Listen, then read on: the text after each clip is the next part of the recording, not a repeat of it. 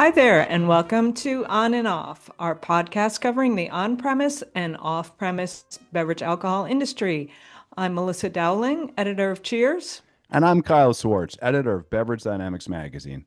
In this episode, we're joined by Dan Kleinman, Chief Brand Officer at Deutsch Family Wine and Spirits. Dan is joining us to discuss one of the biggest trends from 2025, which is zebra striping, or swapping back and forth between alcoholic and non-alcoholic beverages while drinking. Dan, thank you so much for joining us today. Thank you. Glad to be here. So I feel like we've been talking about zebra striping for a little while now, maybe a couple of years. But can you tell us uh, like when this trend emerged and why? It's hard to pinpoint when it emerged, but I think what we see when you look at who's buying non-alc, the primary buyers of non-alc tend to be high consumers of alcohol-based beverage. So what you have here is your heaviest drinking cohort is, in our mind, looking to moderate their consumption, as they go through an occasion by zebra striping and mixing in a non-alcoholic option as they're consuming, in the course of their normal beverage alcohol occasion. So we see it. The primary opportunity is really with, I would say Gen X and actually older drinkers who are, looking for non-alcohol options to kind of, keep the momentum of the occasion going, but being responsible. And I think because of beer's predominance as the by far and away the leading non-alc category, you can see that being a very realistic consumer behavior to mix in a non-alcoholic beer. And I think that behavior that they're learning from non-alcoholic beer is likely extending into wine and spirits, Mm. because overall it's an occasion need that is the predominant driver of choice there. But in all our data, it's not as much of, I would say, a Gen Z phenomenon as you would think. It's actually, the core higher, frequency, higher drinks per occasion consumer looking to space. That's a really good point you made about Gen Z because when we talk about zebra striping, and Melissa's right. Obviously, we've been talking about zebra striping for some time now, but we almost entirely talk about it in terms of Gen Z. But you're saying it's more it's transcended generations, perhaps even more prevalent on some of the older generations. Yeah, 100%. We've done specific studies on non-alc, and I think that the what I call them the 30,000 foot inside people tend to, they tend to synthesize. I would think data that's coming from sources like the National Institute of Health or larger polls. And when we focus on using our occasions framework, which I think we've done over, I would say, probably 60,000 interviews over 70 waves. We're collecting data from both light and regular drinkers. And when we shook out and got the results of that data, it was very clear. It's certainly that Gen Z isn't it's not that Gen Z isn't an opportunity, but the bigger immediate opportunity here is, kind of the core, I would say, Gen X boomer consumer who, particularly in this economy, is becoming more and more Mm. responsible for, buying patterns in beverage alcohol as a whole. And it's those heavier buyers that are spending more on alcohol, per year. I think, Circana shows and Nielsen both show that the people who buy non-alc have a significantly higher annual alcohol spend than those, who don't buy non-alc. So it's telling you that this is a moderation play, but it's a moderation play most likely while alcohol is being consumed. Yeah, and what you're describing is a generational shift because when you think of Gen X and boomers, you tend Mm. to think of them as being a generation that drinks a lot of alcohol. So you're Yep. describing a consumer shift in these generations. Did this happen during COVID? When did this shift happen? Do you I have any think idea? for me, I wouldn't say it happened in COVID because I think everyone was consuming. I Mm, Went the think other way. yeah, mm, I think it's a direct, response to COVID, and some of the, I would say larger narratives in broader news about, with the World Health Organization and their stance, until recently about the role of alcohol. And I think it is just people reflecting on how their consumption was heightened when they were locked in at home. And now, as they, look to move beyond that, they're, trying to balance, and it's not less alcohol necessarily. It's just other activities and experiences, that don't involve alcohol. But I do think, particularly with the rise of non-alcoholic beer, it's become such a more acceptable, choice. And we are seeing people proudly choose these and have them when others are drinking alcohol. And I think that's driven by, peer recommendation and talk value. If you have a good experience with a non-alcoholic beer, it's easy to kind of spread the word and get people to try it. Yeah, I was just reading, I think it was Constellation Brands had a report that just came out, and they were talking about the denormalization of alcohol consumption and the normalization of not drinking. Mm. It used to be the people that didn't drink were, in the minority, whereas drinking was kind of the accepted norm. So, are you seeing a shift that way as Yeah, well? we are. And we're seeing that shift though, primarily with lighter buyers of the Mm, category. So what you're seeing is that as those lighter buyers moderate, their penetration is declining and share of penetration is going up between medium and heavies. But I think there are a lot of humans out there that are light buyers of the category who are really moderating, maybe not even purchasing, just depleting what they have in their home bars on, fewer and fewer occasions. And I think we all know what's happening on premise and some of the challenges on premise is facing. I think if you're in that situation and you're staring at quite an expensive on premise spend for a glass of wine or a cocktail, certainly that is, I would say having an impact on overall moderation. How are some of the brands and on-premise businesses reacting to this shift? Yeah, and I think, obviously the big one is, no-alc cocktails on the cocktail menus. And in our case, with Josh, non-alcoholic sparkling, that's a big part of our push because the fact that it is a sparkling allows it to, mix into, zero proof, grade zero proof cocktails, or low proof cocktails in a way that's profitable for the retailer. So on premise has been a big focus for us with that launch because we think it brings the trusted, power and recognition of the Josh name in a non-alc solution that will bring that trust. Because I think the biggest, I would say, barrier that no-alc will have, it's the same barrier as low-alc, is cynicism from the consumer about how it will taste. So in anything, brands need to do to react, it's heavy trial. Yeah. That's got to be, almost have to assume whether it's true or not, you're dealing with some cynicism of will it deliver the same experience as a full alcohol wine or beer or spirit. And I think getting liquid to lips to break down that barrier is a key part of any marketing plan that you have to do with non-alc. And what's great about non-alc is, I think you're freed from some of the limitations of trialing it that you are with, a beverage alcohol brand because of, regulatory laws. So there's, a huge opportunity for non-alc brands to extend beyond channel and get out Mm. into consumers' real worlds. Naturally, you would expect it would be into the health and wellness, type of experiences, but getting people to try the liquid is going to be, it's a key part of our marketing plans. And I think it's necessary because you can put it out there, put it on the shelf.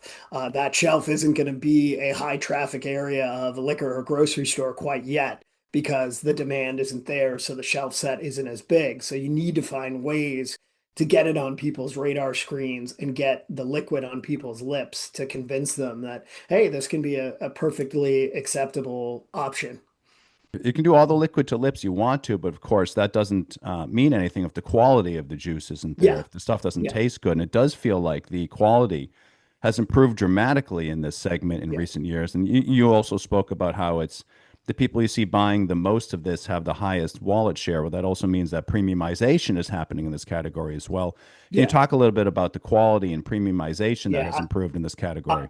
I think you nailed it on the head of how difficult it is to achieve quality. And I Mm. think talking to winemakers about it, if they're going to be forthright and honest, it's very hard. And I think it gets harder as you move from sparkling to white to red, because essentially you're making grape juice. Yeah. So I think the premiumization is coming from, I think, brands, more premium brands getting into the space, more known brands getting into the space. So that naturally, particularly on the wine side, will elevate the premium perception of the category. But, I know in the case of Josh non-alcoholic sparkling, I mean, I think we, you know, had different iterations. We were tasting maybe 5 to 6 times before we landed on what we thought was the best possible formula to represent a great sparkling liquid. So we took our time to make sure we got that right.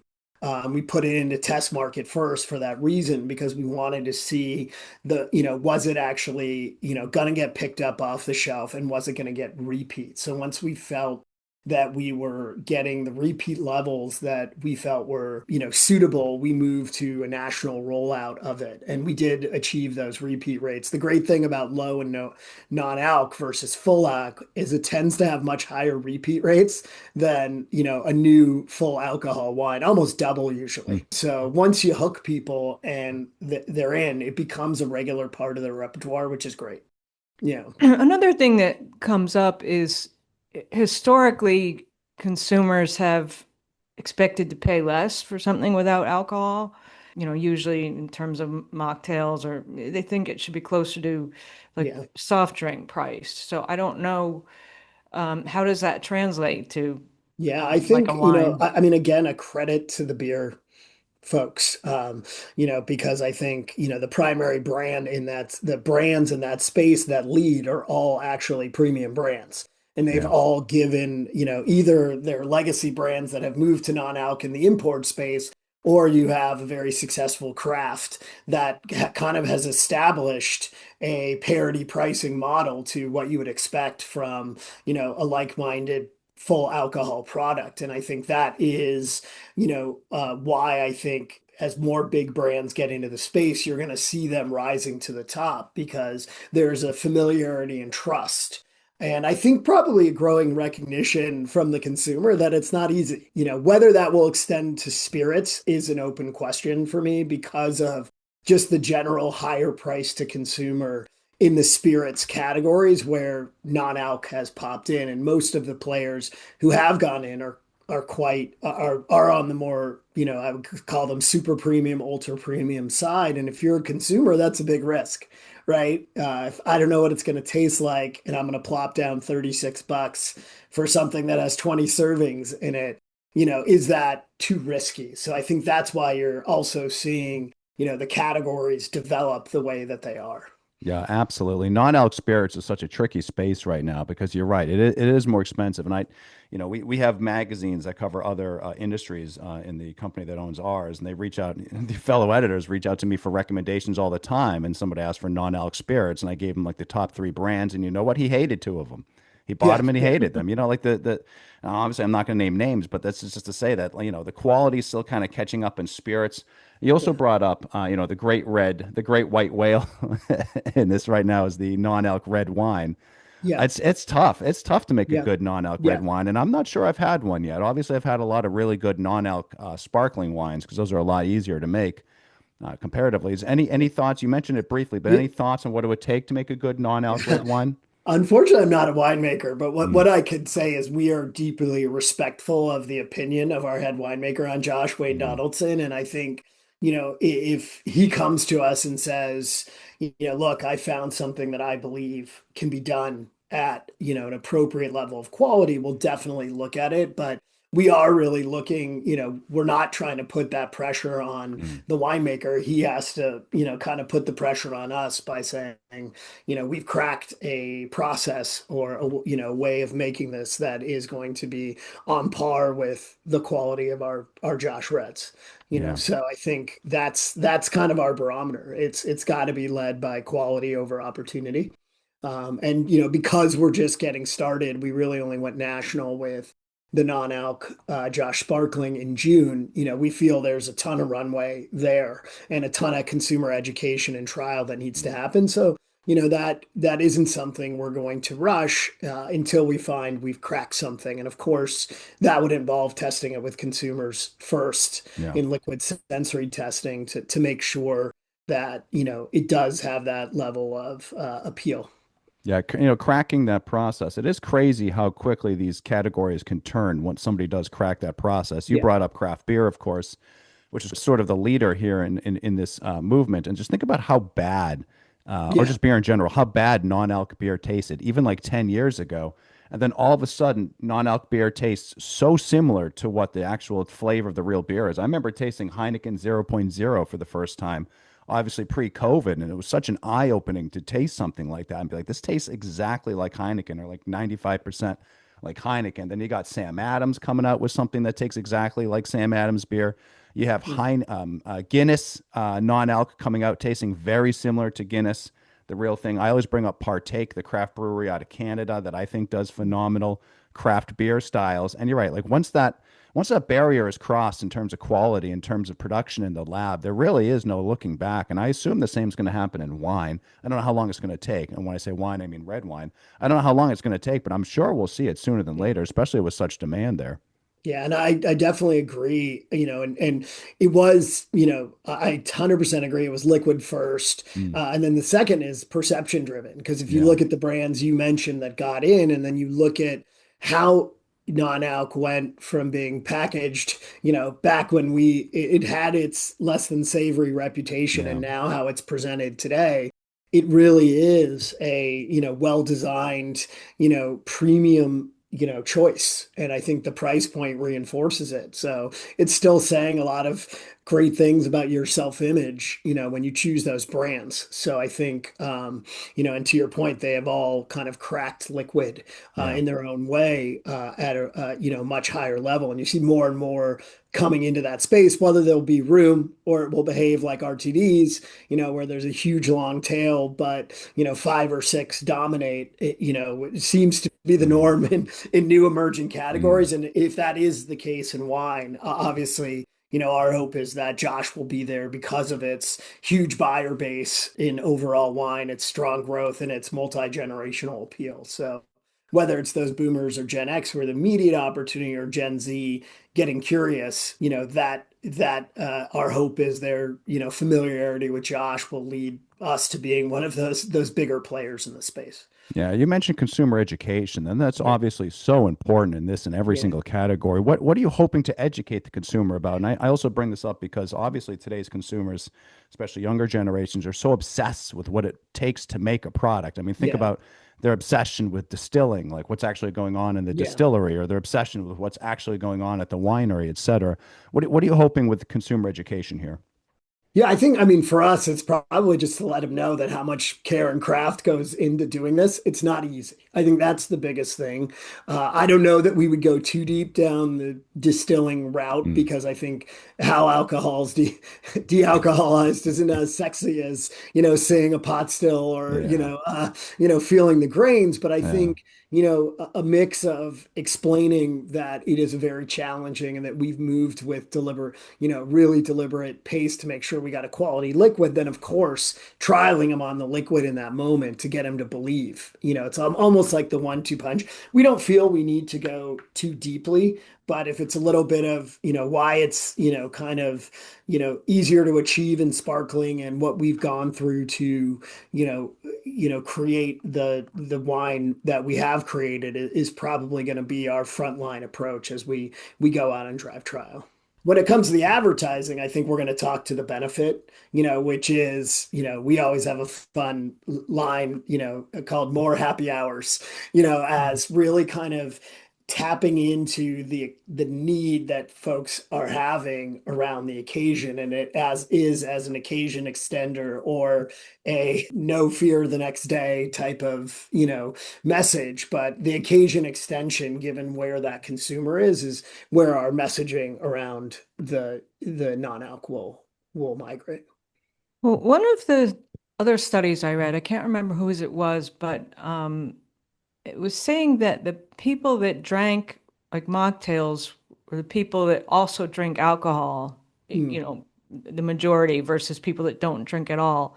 mm. I mean, do you find that at all with wine, that it's people that just don't drink and want an NA wine, or people that do also drink I think wine we're with finding the alcohol? majority as the people who also drink. and it's holding across all three categories of bev alc. So, we think it's either an occasion extender, or, it's a moderation move where you're having one and one, or two and one, just to, Yeah. especially if it's a longer occasion and, offer on premise. And I know, I think where you see consumers having the greater question is on premise around the cost of a mocktail. I think there was a Mhm. great Wall Street Journal article. It's consumers are paying for what, or asking why they're paying for this much for mocktails. And I think that's an interesting dynamic. And you do see most bars and restaurants pricing mocktails lower, but it's still a huge profit engine, relative to food for them. So I don't think we're ever going to be in a place where, a mocktail is competing as a dollar premium to an iced tea or a Coca-Cola, which I think would really accelerate adoption. But, I think restaurants will, naturally see that the word tail in it leads to an ability to upcharge for it, Yeah. even though the ingredient cost is probably pretty low. Yeah, I've definitely noticed the price of mocktails on premise creeping up, up, up, up, which Yeah, whatever, good. I'm in favor of people making money. So I'm glad to yeah, see that premium products are demanding a premium price. You brought up one of my favorite, or I think one of the most important aspects of this trend, which is the occasion extender, but you said no fear next day. yeah. I'm sure you're obviously familiar. Younger generations use the phrase hangxiety. I keep seeing that phrase a lot. That's the first time I've heard that, I but hear that a lot from my Gen I love Z it. friends and cohorts, and the Yeah, idea obviously being that when you're hungover, you suffer from anxiety. Gen Z kind of known for their anxiety to begin with. Millennials, which I am, also a little anxious generation, but certainly anxiety plays into a lot of this. And I hear a lot of people talking about pulling back drinking because, as you said, they don't want to have to fear what the next day brings. They don't want to have yeah. hangover. They don't want to have anxiety. Yeah, I agree. I think it's a delicate message to weave. You can't probably come out and say it directly, because then Yeah. you're acknowledging an encouragement for irresponsible consumption. But I think finding the right way to phrase that, Yes. and it's not a no regrets. I think that's too, Yeah. but I think it's, if we can crack the messaging around what you can do versus, what you're going to avoid. I think that's the key in Mm. any communications around these brands. Well, I think there's also the increased use of cannabis, as people Yeah. may opt for something like that. If you want to take a gummy and you're just going to sit at dinner and have water, I think an NA wine or beverage kind of Yeah. enables you to take part in that occasion as well. Yeah, it's interesting. We see a lot of, so we also have done, through our occasions framework, a lot of research on THC's impact. And it's interesting that we are seeing, at least now, it's starting to shift, but the heavy drinker also having the highest overlap with, THC usage. And particularly when you talk about the THC beverages, which are exploding, Yeah. I think you are seeing, I don't know if that one is an occasion extender or an occasion replacer, but Yeah. it's interesting that we are seeing those drinks penetrate into what we call out with besties, or like the high energy Yeah. occasion, where either they're spacing with them or they're using them to, for the exact reason you said. But it's like a mirror. When we Yeah. look at our non-alc data and our THC data, it does tend to, kind of sit with those people who are also heavy drinkers. So Yeah. it's got to be reducing frequency, but, again, it gives you a clarity on what the consumer you need to communicate to get them into one of your products. Yeah, absolutely. And we talk a lot about THC on this podcast as well. So any listeners will know that I say this a lot, but it was the most wrong I've ever been about anything in this industry when I predicted years ago that THC was not going to eat into alcohol. I thought it was going to go hand in hand, and boy, was I wrong, because you're right. It's an Yeah. occasion replacer. That's exactly what THC has become. We see it as well in our data. We see it as well in the people we speak with. Mhm. Certainly agree with that, and certainly think that THC, as Melissa said, is certainly helping give rise to the non-alc movement, because Yeah. when you're on THC, you probably shouldn't be drinking. We certainly recommend everybody Yeah. consume Yeah. safely on this podcast. Pick one. That's right. Pick Well, one and or the it's other, so please. interesting because we're in early days, and I Mm. think the people's perception that it's like marijuana THC use is like even healthy is a Yes, I really know. interesting I one. And I know. think we're just too early days to study the Yeah. medium and long-term effects of heavy usage here. And so, between that and, perhaps the government, closing a loophole, it's going to Yep. be, it's going to be such an interesting dynamic. But, my sense is that it is here to stay. And Yeah. if you look who's getting into the space at all three tiers, even Mhm. at what you would seem to think as a pretty conservative retailer level, retail, wholesale, and of course the consumers are all seeing this as a huge opportunity. So it's Yeah. certainly something that, we're keeping our eye on as well. Yeah, we've covered the Yeah. farm bill loophole extensively, and my take is always that there's just too much money being made right now for it to go away. I just don't, the Yeah, money interests will keep it open. I tend to Yeah, agree. I tend to totally agree. Yeah. that's for sure. Yeah. Well, that's all the time we have for today. Thank you again, Dan, for joining us. You got it. Happy to be here. Always available if you guys want to chat the industry. Much appreciated. And thanks to everyone out there who tuned in for this episode of On and Off. We appreciate all of our listeners, and please do join us next time, and we'll talk about yet another fascinating topic that spans the retail and restaurant worlds. Until then, cheers. Cheers. If you enjoyed the On and Off podcast, please hit the subscribe button. Also, you can find more great content at cheersonline.com and beveragedynamics.com, including recipes, product reviews, and interviews with the movers and shakers of the beverage alcohol industry. You can also sign up for our free weekly e-newsletters for both publications on our websites. Cheers!